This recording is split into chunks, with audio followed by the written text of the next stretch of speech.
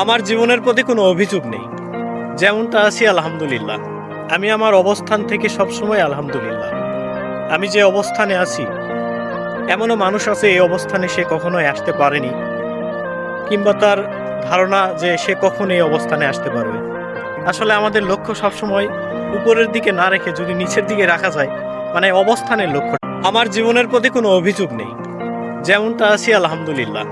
আমি আমার অবস্থান থেকে সবসময় আলহামদুলিল্লাহ।